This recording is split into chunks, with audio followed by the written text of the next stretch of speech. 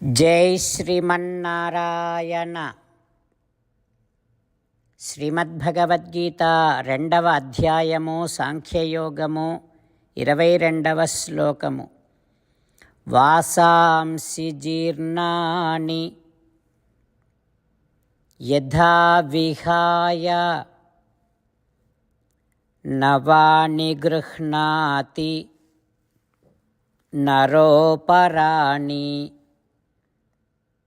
తథా శరీరాణి విహాయ జీర్ణాని అన్యాని సంయాతి నవాని దేహి. ఓం. శ్రీకృష్ణ భగవానుడు సకల ఉపనిషత్ సారభూతమైనటువంటి శ్రీమద్భగవద్గీతలోని సాంఖ్యయోగాన్ని అర్జునుడితో పాటు మనందరికీ ఉపదేశం చేస్తూ ఇలా అంటూ ఉన్నాడు. అర్జునా, మానవుడు చినిగిన వస్త్రాలను వదిలేసి క్రొత్త వస్త్రాలను ధరించినట్టే శరీరములో ఉన్నటువంటి జీవుడు కూడా శిథిలమైన శరీరాలను వదిలేసి క్రొత్త శరీరాలను ధరిస్తూ ఉంటాడు అంటూ పరమాత్మ ఉపదేశం చేస్తూ ఉన్నాడు. అయితే మానవుడు పాత వస్త్రాలను పారవేసినప్పుడు బాధపడటం లేదు, కానీ క్రొత్త వస్త్రాలను ధరించినప్పుడైతే సంతోషాన్ని పొందుతూ ఉన్నాడు.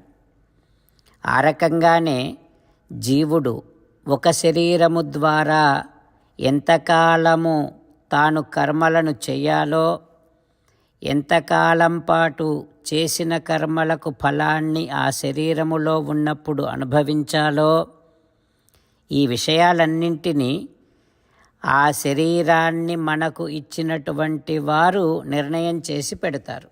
అంటే భగవానుడు నిర్ణయం చేసి పెడతాడు. ఆ రకంగా జీవుడు ఒక శరీరములో తన కర్మానుభవము పూర్తి కాగానే ఆ శరీరాన్ని వదిలేస్తాడు. అంటే జీవుడు శరీరాన్ని వదిలివేయటములో ఆ శరీరానికి ఉండేటటువంటి వయస్సుతో సంబంధం లేదు, ఆ శరీరము ఇంకా ఎంత నిగనిగలాడుతోంది అన్న విషయముతో సంబంధం లేదు, ఆ శరీరానికి ఏమైనా వ్యాధులు వచ్చాయా అన్న విషయముతో కూడా సంబంధం లేదు.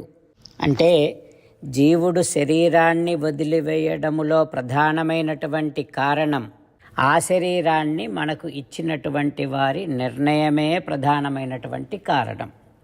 ఈ విషయాన్ని మనము నిత్య జీవితములో కూడా గమనించవచ్చు. మనం కొన్ని వస్తువులను వాడుతూ ఉంటాం. అవి ఎట్లాంటి వస్తువులంటే ఒక్కసారి మాత్రమే వాడి పడేయాల్సిన వస్తువులు. వాటిని మనం ఒక్కసారే వాడుతున్నాం, ఆ తర్వాత కూడా ఆ వస్తువు బాగానే ఉంటుంది, వాడుకోవచ్చు కూడా, అయినా వాడటం లేదు. ఎందుకంటే వాటిని తయారు చేసి ఇచ్చినటువంటి వారు చేసిన నిర్ణయం అంతే, ఒక్కసారి వాడటం. ఆ నిర్ణయాన్నే మనం పాటిస్తూ ఉన్నాం.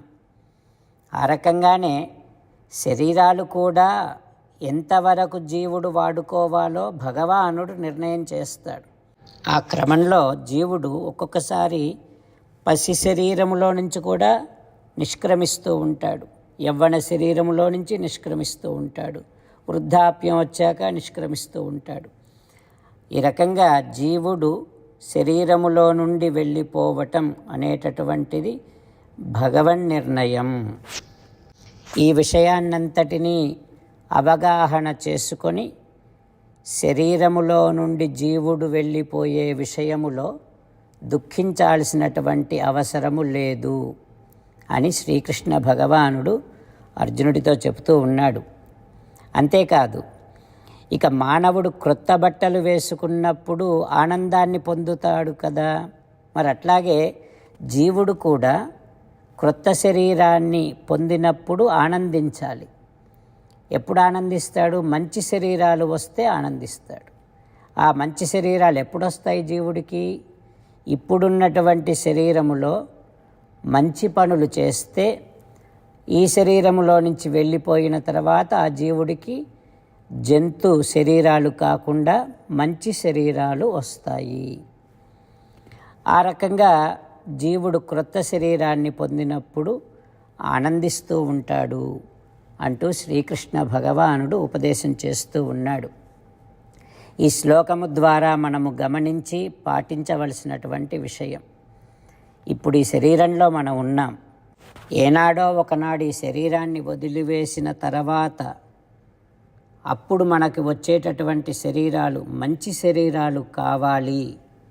దానికి కావలసినటువంటి సాధన ఇప్పుడే చేసుకోవాలి అనేటటువంటి విషయాన్ని ప్రతిరోజు జ్ఞాపకం చేసుకుంటూ సత్కర్మలను ఆచరిస్తూ ఉందాం. వాసాంసి జీర్ణాని యథా విహాయ నవాని గృహ్ణాతి నరోపరాణి తథా శరీరాణి విహాయ జీర్ణాని అన్యాని సంయాతి నవాని దేహి. ఓం. అంతేకాకుండా మనం ప్రతిరోజు శ్రీమన్నారాయణుడికి ఒక 8 పనులు చేస్తాం అని మాట ఇద్దాం. ఎందుకంటే శ్రీకృష్ణ భగవానుడు 18వ అధ్యాయములో 65 నుండి 70వ శ్లోకాల ద్వారా శ్రీమద్భగవద్గీత అంతటికీ సారభూతముగా మనకు 8 పనులు చేయమని చెప్పాడు. అలా చేస్తే చాలు, నేను మిమ్మల్ని అన్ని విధాలుగా రక్షిస్తా అని ప్రమాణపూర్వకముగా ప్రతిజ్ఞ కూడా చేశాడు. అందుకని శ్రీమద్భగవద్గీతను అంతటినీ విన్న తర్వాత అర్జునుడు కూడా చివరకు కరిష్యే వచనం తవ, కృష్ణ నువ్వు చెప్పినట్టే చేస్తా అని అన్నాడు. కనుకనే భగవానుడు అర్జునుడికి అన్ని విధాల విజయాన్ని అందించాడు. మనం కూడా ప్రతిరోజు శ్రీమన్నారాయణుడికి ఆ రకంగానే మాట ఇద్దాం. 8 పనులు చేస్తాం అని మనము మాట ఇస్తే అది అష్టాక్షరీ మహామంత్ర జపము చేసినటువంటి ఫలితాన్ని మనకు ప్రతిరోజు ఇస్తుంది. ఇట్లా మాట ఇవ్వటం కంటే గొప్ప పూజ, యజ్ఞము, తపస్సు మరొక్కటి లేనే లేదు. అందుకని నేను అంటూ ఉంటాను, మీరు మనస్సులో భావిస్తూ ఉండండి. ఈ రకంగా మనము మాట ఇస్తూ ఉంటే శ్రీకృష్ణ భగవానుడి ముఖారవిందములో కలిగేటటువంటి ఆనందాన్ని మనం ప్రతిరోజు దర్శిద్దాం, ఆస్వాదిద్దాం. జై శ్రీమన్నారాయణ. హో శ్రీమన్నారాయణ, నువ్వు చెయ్యమన్నట్టే నేను నిన్నే సంతతము ధ్యానము చేస్తూ ఉంటా. హో శ్రీమన్నారాయణ, నువ్వు చెప్పినట్టే నేను నీ భక్తుడిగానే ఉంటా. హో శ్రీమన్నారాయణ, నువ్వు చెయ్యమన్నట్టే నేను నా విధులను కర్తవ్యాలను నీ సేవగా నీ తృప్తి కోసమనే సక్రమంగా నిర్వర్తిస్తూ ఉంటా. హో శ్రీమన్నారాయణ, నువ్వు చెప్పినట్టే నేను నీవాడిని అనే మహావిశ్వాసముతో నీకే నమస్కరిస్తూ ఉంటా. హో శ్రీమన్నారాయణ, మామేకం శరణం వ్రజ, నన్ను ఒక్కడిని మాత్రమే శరణు వేడుకో అని నువ్వే అన్నావు కనుక నేను నిన్ను ఒక్కడిని మాత్రమే శరణు వేడుకుంటా. హో శ్రీమన్నారాయణ, మా శుచః, ఇక దుఃఖించకు అని నువ్వే నాకు భరోసా ఇస్తున్నావు కనుక నేను ఇక దుఃఖించను. హో శ్రీమన్నారాయణ, నువ్వు చెప్పినట్టే నువ్వు నా కోసమని అనుగ్రహించినటువంటి శ్రీమద్భగవద్గీతను ప్రతిరోజు కనీసము 1 శ్లోకాన్నైనా జ్ఞాపకం చేసుకుంటూ శ్రీమద్భగవద్గీతను అనుసంధానము చేస్తూ ఉంటా. హో శ్రీమన్నారాయణ, నువ్వు చెప్పినట్టే నువ్వందరి కోసమని చెప్పినటువంటి శ్రీమద్భగవద్గీతను తెలియని భక్తులందరికీ తెలియచేసే నా వంతు ప్రయత్నాన్ని నేను నిరంతరము కొనసాగిస్తూనే ఉంటా. హో శ్రీమన్నారాయణ, నేను నువ్వు చెప్పినట్టే చేస్తా, నీకు నచ్చినట్టే ప్రవర్తిస్తా, నీకోసమే పని చేస్తూ ఉంటా. కరిష్యే వచనం తవ. ఇప్పుడు శ్రీమద్భాగవతాన్ని అనుసంధానం చేసుకుందాం. శ్రీమద్భాగవత గ్రంథానికి నమస్కారం. నిగమకల్పతరోర్గళితం ఫలం సుఖముఖాదమృతద్రవసంయుతం పిబత భాగవతం రసమాలయం ముహురహో రసికా భువి భావుకాః. శ్రీసుఖ యోగీంద్రుల వారికి నమస్కారం. యం ప్రవ్రజంతమనుపేతమపేతకృత్యం ద్వైపాయనో విరహకాతర ఆజుహావ పుత్రేతి తన్మయతయా తరవోభినేదుః తం సర్వభూతహృదయం మునిమానతోస్మి. నరనారాయణులకు, చతుర్ముఖ బ్రహ్మకు, సరస్వతీదేవికి, వ్యాసమహర్షుల వారికి నమస్కారం. నారాయణం నమస్కృత్య నరం చైవ నరోత్తమం దేవీం సరస్వతీం వ్యాసం తతో జయం ఉదీరయేత్. శ్రీమద్భాగవతము 8వ స్కంధములో సూతమహాముని శౌనకాది మహర్షులందరికీ ప్రవచనం చేస్తూ ఈ రకంగా చెబుతూ ఉన్నాడు. ఓ మహర్షులారా, శ్రీసుఖ యోగీంద్రుల వారు పరీక్షిన్నరేంద్రుడికి శ్రీమద్భాగవతాన్ని ఉపదేశం చేస్తూ ఇలా చెబుతూ ఉన్నాడు. ఓ పరీక్షిన్నరేంద్ర, బలిచక్రవర్తితో శుక్రాచార్యుడు ఈ రకంగా అంటూ ఉన్నాడు. ఓ బలి, నీ నుండి దానము స్వీకరించటం కోసము సిద్ధపడినటువంటి ఈ వటువు సాక్షాత్తుగా విష్ణు భగవానుడే. ధనుజేంద్ర, ఈతడు ధరణీసురుడుగాడు. ఓ రాజా, ఇతడు బ్రాహ్మణుడు కాడు.